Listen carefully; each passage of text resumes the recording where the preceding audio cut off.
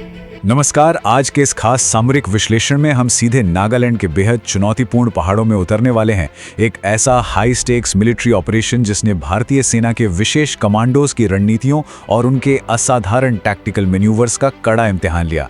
विषम परिस्थितियों में काउंटर इंसर्जेंसी ऑपरेशंस को कैसे अंजाम दिया जाता है, आज इसे गहराई से डिकोड किया जाएगा।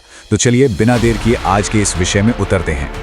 आगे बढ़ने से पहले एक बहुत ही प्रभावशाली बात से शुरुआत करते हैं। नोटों में सोने में लिपट कर मरे हैं कई, मगर तिरंगे से खूबसूरत कोई कफन नहीं होता।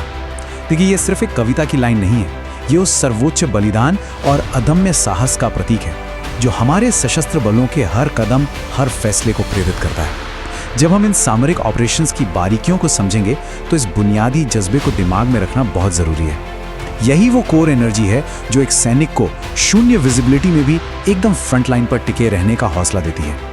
अब यहाँ सबसे बड़ा सवाल ये उठता है कि नागालैंड के जमाई सेक्टर में हुए उस ऑपरेशन में आखिर वो कौन सी टैक्टिकल मैनूवर्स या सामरिक रणनीतियां थीं जिन्होंने एक घातक कमांडो के अंतिम मिशन को आकार दिया। आज का हमारा पूरा फोकस सिर्फ इस बात पर नहीं है कि वहाँ क्या हुआ, बल्कि हम ये समझेंगे कि इतने दुर्गम और खतरनाक इलाकों में इन ऑपरेशंस को कैसे अंजाम दिया जाता है।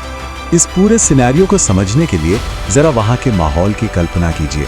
नागालैंड का जमाई सेक्टर, एकदम खड़ी और खतरनाक पहाड़ी चोटियां और उन पर छाया हुआ बेहद घना कोहरा। ये कोहरा इतना डेंस होता है कि विजिबिलिटी लगभग जीरो हो जाती है। मतलब कुछ ही दूरी पर क्या है ये देखना भी नामुमकिन। ये कोई आम मैदानी जंग नहीं है। इस तरह के वातावरण में उठाया गया एक एक कदम जोखिम से भरा होता है। और सच कहें तो हमारे टैक्टिकल ऑपरेशन की असली चुनौती तो बस यहीं से शुरू होती है। और ऐसे जानलेवा इलाके में जो सैनिक सबसे आगे थे वो थे हमारे घातक कमांडो। इन्फेंट्री बटालियन के अंदर ये एक बेहद खास और उच्च जोखिम वाली भूमिका होती है। घातक का मतलब ही है लीथल या मारक।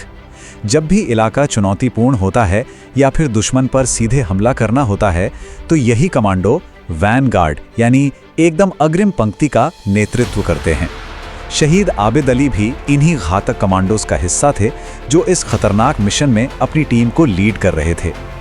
अब इस सामरिक ऑपरेशन के बीचों बीच जाने से पहले आइए जाबासार की उस विरासत पर एक नजर डालते हैं जिसने इस सैनिक को गढ़ा। जाबासर ये कोई आम गांव नहीं है। प्रथम विश्व युद्ध के समय से ही यहाँ सैनिकों और शहीदों की एक बहुत लंबी परंपरा रही है। इस गांव की खासियत यह है कि यहाँ के हर घर में कम से कम एक व्यक्ति सेना में अपनी सेवाएं जरूर दे रहा होता है। अब जरा सोचिए, जहां बचपन से ही बच्चों के खून में देश सेवा का जज्बा दौड़ता हो, वो मिट्टी कैसी होगी। प्रथम विश्व युद्ध से लेकर अब तक इस गांव ने 7 वीर सपूतों का बलिदान दिया है। इसी सैन्य माहौल ने आबिद अली जैसे घातक कमांडो को तैयार किया। अगर उनके सफर को देखें तो 2 अगस्त 1977 को आबिद अली का जन्म कैप्टन यासीन खान के घर हुआ था। उनके पिता ने खुद 25वीं बटालियन में पूरे 24 साल तक अपनी सेवाएं दी थी। इस शानदार विरासत को आगे बढ़ाते हुए 23 अप्रैल 1997 को आबिद भी उसी 25वीं बटालियन ग्रेनेडियर्स में भर्ती हो गए। इसके बाद 1999 में उन्होंने कारगिल युद्ध में भी हिस्सा लिया और उत्कृष्ट सेवाएं दी।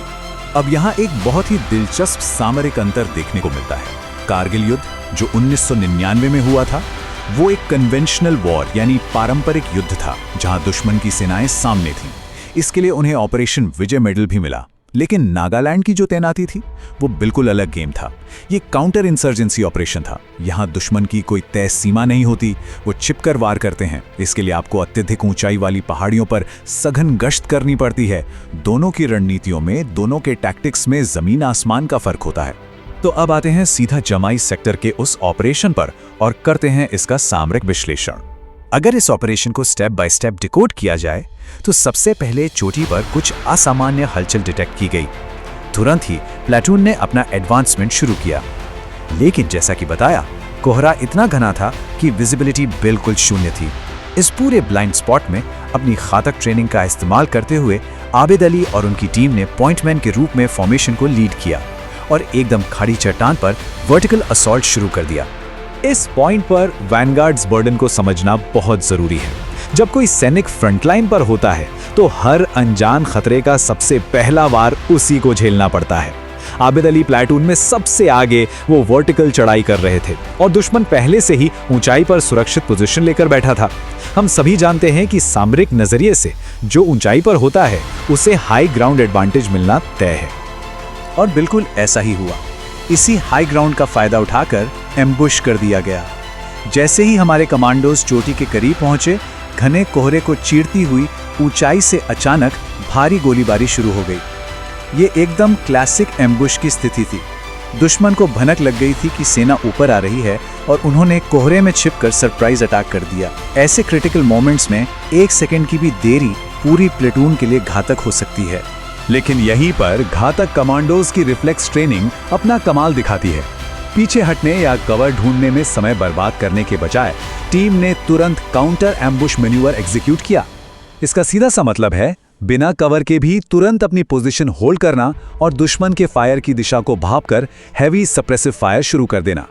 इस तेज आक्रामक जवाबी कार्रवाई ने दुश्मनों को वहीं पिन डाउन कर दिया, कई आतंकियों को ढेर कर दिया और पीछे आ रही पूरी प्लाटून को एक बहुत बड़े नुकसान से बचा लिया। लेकिन इस काउंटर अटैक में एक सर्वोच्च कीमत भी चुकानी पड़ी। आइए उनके इस बलिदान और विरासत को समझते हैं। गोलीबारी के उस इंटेंस और धुएं से भरे मोमेंट में आबिद अली को एक घातक चोट का सामना करना पड़ा।